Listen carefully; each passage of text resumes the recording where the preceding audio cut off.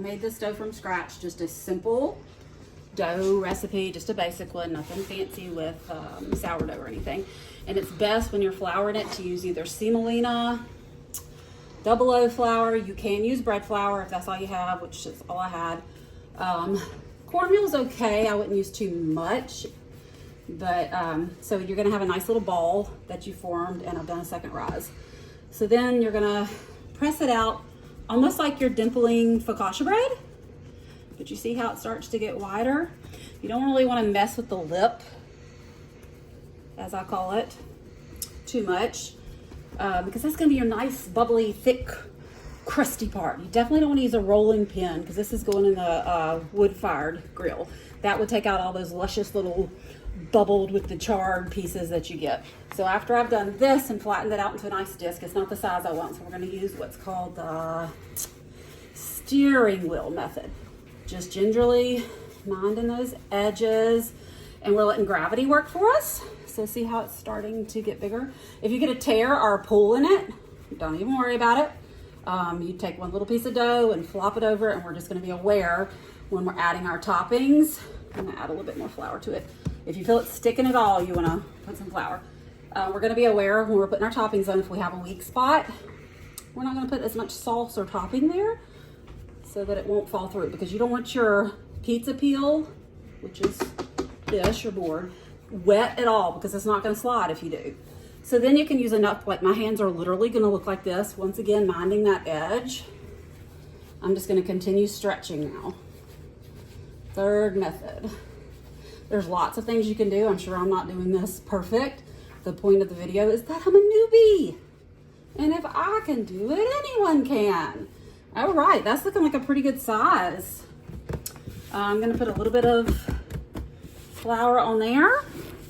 Now what I'm gonna do is add a dusting. You want it pretty well floured, but not so much that you're eating raw flour. So I'm gonna add this here. If I want it wider or bigger, then I can just stretch it. And you're gonna shake. Yeah, that's a pretty good, it's gonna slide real well. So then I'm gonna let Trooper proceed with his toppings. Here you go. Like 2 or 3 tablespoons of this. And just kind of do it in a circular motion. Going in a wood-fired pizza, based on my inexperience, you don't want the sauce real thick. You don't want a soggy pizza. It can absorb water really well. Now, like the double O flour or the semolina handles the moisture better. And you want to leave a nice little lip for your crust. And if you have some thin spots, you can fill in with a little bit more. And then we'll layer our toppings on. All right, Troop Luke, what you want on there? We have our choices of fresh ground hamburger, fresh pepperoni, black olives, mushrooms, fresh mozzarella. We like this Belgizio, and then some fresh shreds here. You want to kind of go easy on the toppings, especially anything that's moisture rich, because you don't want it to, make your pizza soggy. And mushrooms do a lot of moisture, so we'll probably be kind of easy on that. But I'll show you how he tops his pizza, and then we're going to put it in the Ooni. We're gonna launch it with our pizza peel here, and then we're gonna take it out after about 45 seconds, and we're gonna rotate it 180 degrees, leave it in for about 30 seconds, rotate it 180 degrees, another 30 seconds, and then we're gonna, ours is not gas powered, it's wood, so we're gonna put the lid on it to heat it up really high and give it a good like 30, 40 second little crust on it there. And every now and then I like to do a little shimmy shake to make sure that it's still gonna launch easily. Okay, we got his cheese going. What's going next? Oh no. Making my tutorial for beginners since I failed. Well, the first time it came out pretty well, but after that we had a few mishaps where it was too hot and one side was charred, one side wasn't. And that's where the little tip of getting your pizza oven really hot, like 800-900 degrees. If you have an infrared thermometer, it would be awesome to check it. And then lowering the heat as soon as you put the pizza in so it doesn't chart, and then right before it's done, crank it back up. So he's getting a little fresh ground beef on it. And once again, olives are kind of moistury, so I let all of the juice drain out best as I could. We're gonna go kind of light on the topping so that I can actually launch this in the oven. Are you gonna add a mushroom or two, or you're good? I'm good. Okay, all right, let's go launch this. Done one of these so the stone's a little dirty, but it's good and hot.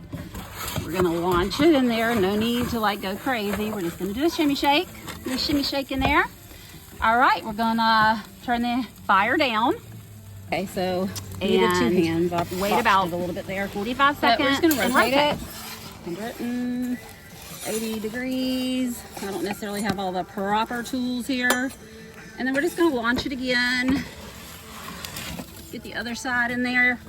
You can see where this is starting to get a little crispy. You don't want it charred black, but so you see how that bubble's getting there? Kind of rising. And you can tell, look, I'm gonna show you all my mistakes too. Some flour or topping dropped, and you can see it's on fire there, which is not a big deal, but you just don't want it to taste, you know, really smoky. So in about 30 seconds, I'm gonna rotate it again, and then I'm gonna do it one more time, but I'm gonna put the lid on to really fire up that heat for like the last 30 seconds, and then I'll show you guys how it came out. Okay, so rain, very bad. You don't want your peel wet because it makes it hard to slide. So that is how this one came out. These were not mistakes. They can be, but we like ours a little charred. That was a mistake. That's a little too charred. But we like our edges a little crusty and whatnot. And Trooper had this super cool, awesome fundraiser for his school that sold these amazing pizza cutters. So we're just gonna cut a little slice. I'm not gonna bite into this sucker yet because, as I stated previously, that's about 800 or 900 degrees in there, but well cooked. Show you at the bottom. Don't be looking for all the messy stuff, you guys. See, perfect on the bottom. At least that's how we like it. You can do it a little less charred. What we did to achieve the char was put that lid on at the end. Now on a gas powered one, you would just crank up the dial, but we just put the lid on, which powered it up. But like I said, that's how we like it. And don't pretend to know everything I'm doing, but we're starting to get the hang of this, so I thought I'd share.